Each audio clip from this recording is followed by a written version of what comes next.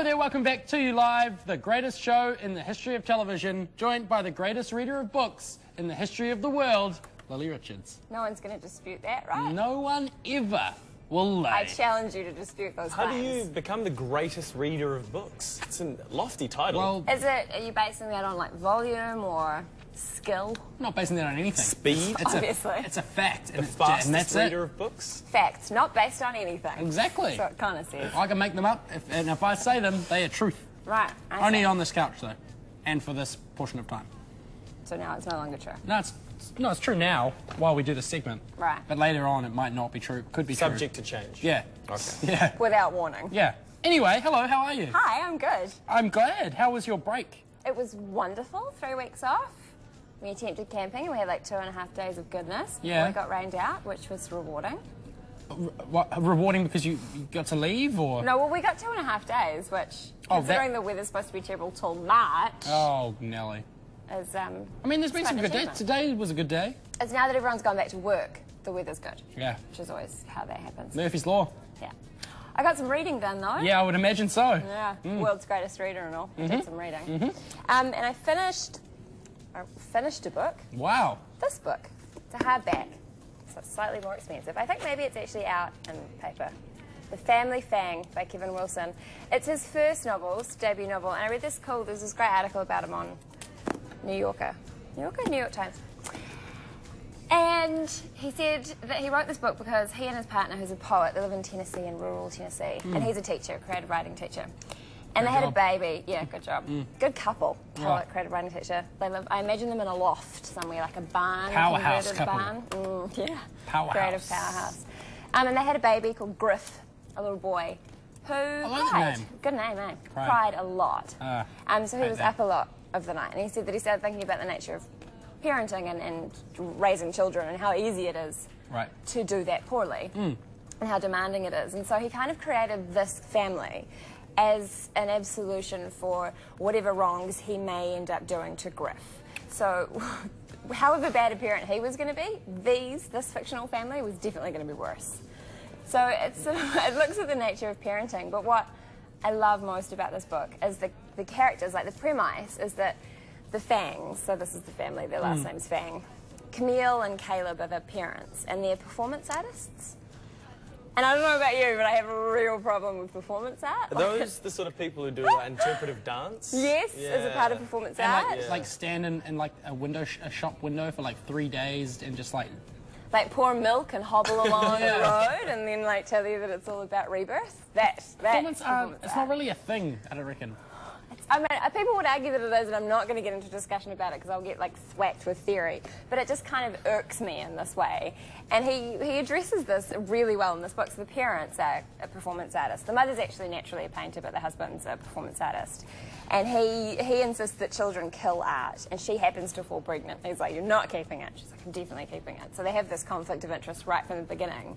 And he manages to resolve this by deciding to use their children in performances. So the children are called Child A and Child B. Like they have names, but they're referred to as Child A and Child B. In the piece, of In course. the piece. Yeah. And they have this kind of a deeply traumatic childhood. And really it's like it's kind of a metaphor for selfish parenting and, you know, being obsessed with your own agenda and not actually being able to really let go and care for other people. Wow.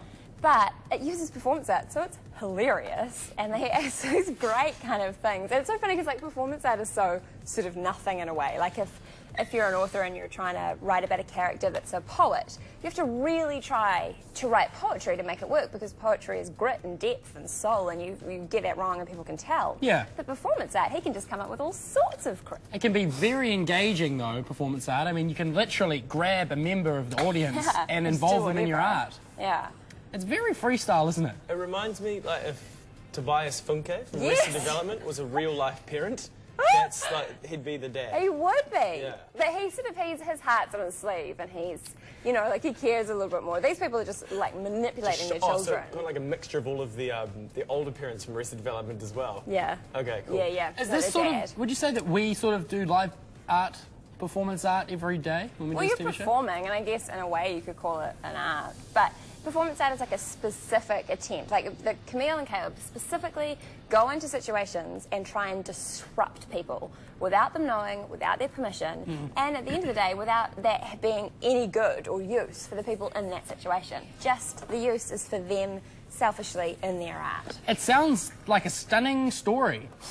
Like, it does sound extremely interesting. Yeah, it's really interesting, right? Yeah. It's great. And it's kind of cheesy in a way as well, because the daughter's an actress and the son's a journalist. So there's kind of a Jackie Collins element to it. It's an easy read, you know, it's good. And lots about performance art. Hilarious. The Family Fang. The Family Fang. Do you want to go to that again? Kevin Wilson. Great illustration as well. Yeah, that's their portrait. I'm into that. We're going to play with a subtract. Of course, we're playing it lane way, not laneways. Thank you. Yes. Thank you. Okay. Singular. Putting out a little hint there. This is Pharaohs. Subtract Pharaohs, they're playing at Laneway on the 30th, as I said before, along with M83, Washed Out. Who else is playing? Tora Waimoi. How do you say goat? Gautier, girls. Heaps of people. It's going to be exciting. You excited for that? Yes. You going to take a book there? Just sit there and read. People do that. People take books to the big day out. Do they? Yeah, and sit in the stands and just... Downtime. Downtime, read a book. Yeah. Do you do that? Yes, I take a book with me all the time, everywhere. Fair enough. If there's an awkward occasion, dinner party not going so well. I'm not against that. No. A dinner party not going so well. Excuse me, guys. That sounds great. Have you been in those experiences before? I could just start reading now. Okay, that book would be a hilarious movie, The Family Fang. Yes, I was thinking that, whoever you are. That was a good point. Lexi? Good That would point. be a great movie. Some books often read like screenplays, like they're just going, come on, a developer. This has got money written all over it. Have you ever read this book? The Hunger Games? No, Yeah. I haven't, but it is selling like wildfire. Is it? Wildfire. It's being made into a... Is it like a teen thing? Is it the new Harry Potter? You knew Stephanie Meyer. Oh, it's Josh Hutcherson being in it. Hard name to say. It is, eh? Hutcherson. Hutcherson. Because normally you say Hutcherson, but you don't put the ER in You usually say Hutchinson. Hutchinson. Anyway, we're totally off topic. What's the book you want to talk about? We could keep talking about that, but I want to talk about David Sedaris. Just briefly, I don't know if I've talked about him before, but the reason why I want to talk about him, these are a couple of his books. He's that a looks like a great memoirist. cover. Both of them. Yeah. I like this one more. The titles are good. Me Took Pretty One Day and When You're Engulfed in Flames. That's about him quitting smoking, primarily. And that's kind of about him going to France and having like a language teacher who's evil. So he's a memoirist and he writes these incredibly funny these books that are just about his life. And they come and go in terms of what he's doing in his life. But he's an ordinary person. So often you read autobiographies about people like queens and kings and famous people and such. But you very rarely read the story of someone whose life is, Just a standard normal dude. a standard normal guy. And as he gets kind of more famous, because he's incredibly famous, he ends up having more opportunities. But, you know, like there's stories about him going and learning French, and then he moves to France, and tenants he's lived with. But he's exceptional at telling really great anecdotes in an incredibly amusing, engaging way. And he's coming to Auckland this Wednesday and Thursday, which I'm going to, which I'm very excited about. Can everyone go to that? Yeah, just me. It's you and David Sedaris in the crowd. Yeah, he's just going to read to me. It'll be great. It's like Town Hall. Yep. Tim's got the details because there are still tickets. I was amazed. Make your way up to Queen Street, Auckland Town Hall, 7:30 on Wednesday or Thursday night. Right, I would imagine pre-book. it'll be very intimate as well. That sort of sounds wrong. That sort of sounds wrong. Intimate with Intimate David with Sedaris. David. Intimate with David Sedaris. Do you mean small? It's Town Hall, right? So. Oh, no, but just the nature of the show. One man telling stories as opposed to a full noise band blasting your eardrums and whatnot. He'll be doing a reading. So, if you don't know him, you should check him out on YouTube because he's been on Letterman and you can sort of get this idea of what he does. Yeah, Letterman loves him.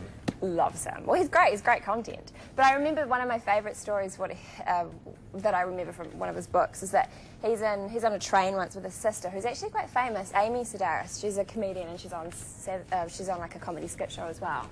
But he's on a train with her and she's really funny and he's talking about how witty and quick she is in comparison to him. And he's really quick, so, you know. But they're on a train and he has to stay on one stop longer than she is. So she gets off first, and it's a crowded train. And as she gets off, just before the doors are closing, she yells, "Goodbye, David. Good luck with the rape charges." Oh. And the doors close. I And he's trapped on this train with all of these people who just completely turn. Yeah. I did something... I really want to do that to someone. I did something very, very similar to that in Hong Kong to my friend Louise, who I was staying with, who'd given me a free bed, a free couch for like 3 weeks. Thank you, Louise, if you're watching in Hong Kong. But I had to get off one stop early, so I just threw a really outrageous comment off as loud as I could, so the entire train heard it, and then bailed out the door, and she just had to sit there and stew in her own embarrassment.